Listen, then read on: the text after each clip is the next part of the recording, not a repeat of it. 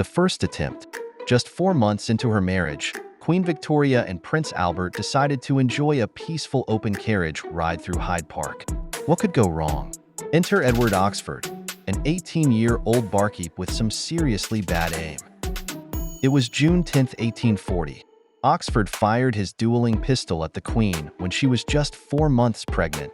But did he succeed? No. Victoria was too busy admiring a nearby horse to even notice the gunshot, thinking it was someone out bird hunting. Before Oxford could fire his second shot, Victoria ducked and the crowd tackled him to the ground. Just like that, the royals shrugged it off and continued their ride. Albert's attitude? Let's show the public we still trust them. No biggie, right? Oxford? He was found guilty but insane and was sent to an asylum for 24 years before being deported to Australia. Not exactly a mastermind. You'd think one close call would be enough for a lifetime, right? But no. Just 2 years later, on May 29, 1842, as Victoria and Albert were once again out for a ride, another would-be assassin, John Francis, stepped up to the plate. This time, the only thing more dysfunctional than his plan was his gun. It refused to fire. Francis managed to slip away into Green Park like the amateur assassin he was, but the hunt was on. The very next day, May 30, 1842, Queen Victoria, in full unbothered monarch mode, decided she wouldn't be trapped in Buckingham Palace because of some random assassin wannabe. Nope, she got back in that open carriage like a boss. You'd think after botching the first attempt, Francis would call it quits, but no. Francis, apparently not the brightest of criminals, showed up again. This time, he got closer, just 5 paces from the carriage, and fired again. And guess what? He missed. Seriously, aim lessons, people. This time, though, he didn't escape. The crowd caught him, and his sentence was originally to be hanged, drawn, and quartered. But Victoria, showing some mercy, commuted his sentence to banishment. Off to Australia he went. Again. Just when you thought Victoria might get a break, another misfit showed up. This time it was 17-year-old John William Bean, a 4-foot-tall teen with a severe spinal deformity and a deep dissatisfaction with life. Bean decided that attempting and failing to assassinate the Queen might liven things up a bit. On Sunday, July 3, 1842, as Victoria's procession rolled out of Buckingham Palace, Bean pulled a pistol loaded with tobacco, tobacco, and aimed at the Queen. His plan? To get arrested and maybe, just maybe, go to jail for a change of pace. Spoiler alert, his pistol didn't fire. He was promptly caught and sentenced to 18 months of hard labor. Looks like he got his wish. Jump ahead a few more years, and it's June 19, 1849, and Victoria's still cruising in her open carriage like the royal boss she is. Enter William Hamilton, a 24-year-old bricklayer who was so tired of being unemployed that he thought, hey, why not shoot at the Queen? Hamilton stood in the exact same spot where Oxford had 9 years earlier and fired a pistol at the royal carriage. The Queen was unharmed again, and Hamilton? He just wanted to get arrested so he wouldn't have to deal with life on the streets anymore. He got his wish, banished to Gibraltar for 7 years.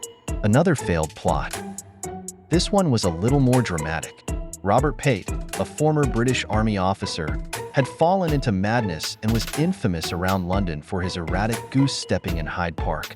On June 27, 1850, when Queen Victoria was leaving Cambridge House, where she had visited her dying uncle, Pate made his move. As her carriage stopped, Pate didn't bother with a gun. No, he took his lightweight cane and smacked Victoria right on the forehead. The result? A big bruise and a black eye for the Queen. But in true Victoria fashion, she stood up and declared, I am not hurt. Pate? Off to Tasmania for 7 years. And the Queen? She sported a royal shiner for a bit, but was otherwise unfazed. This one happened on Leap Day, February 29, 1872. Maybe Arthur O'Connor was hoping for some extra luck? The 17-year-old managed to scale the fence at Buckingham Palace and sprinted across the courtyard like he was in an action movie. As Queen Victoria's carriage returned, O'Connor whipped out a flintlock pistol just a foot away from her. But before he could do any damage, the Queen's servant, John Brown, tackled him like a rugby player. O'Connor wasn't even trying to kill her. He just wanted to scare her into signing a document to release Irish political prisoners. Brown got a medal for his heroics, and O'Connor? He was sentenced to a year in prison and sent to Australia. The final, and probably most pathetic, attempt in 1882 when 28-year-old Roderick MacLean took a shot at Victoria's carriage as it left Windsor Station. The good news? He missed by a mile. The better news?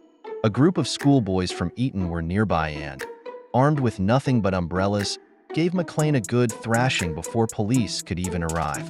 MacLean, like a few before him, was declared insane and spent the rest of his life in an asylum. Victoria's reign spanned 63 years, and during that time, Britain was transforming. The Industrial Revolution created huge wealth gaps, and poverty was everywhere. The empire was expanding, and not everyone was happy about it. Political unrest, social tensions, and rapid changes meant Victoria was often the target of frustrations. But despite all these attempts, Queen Victoria remained unshakable. One of her most iconic associations is the quote, "We are not amused." Though she never actually said it, it perfectly captures how people imagine her. Outwardly, she was the embodiment of royal calm, famously never admitting she was rattled. Yet, her private journals tell a different story. After Oxford's attempt, she wrote that it felt like a horrid dream, and as the shock wore off, she became furious. Prince Albert?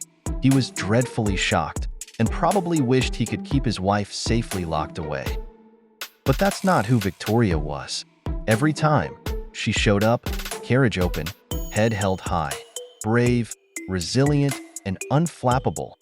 She became the queen the people admired. The assassination attempts, if anything, only solidified her image as the stoic monarch who never wavered in her duty.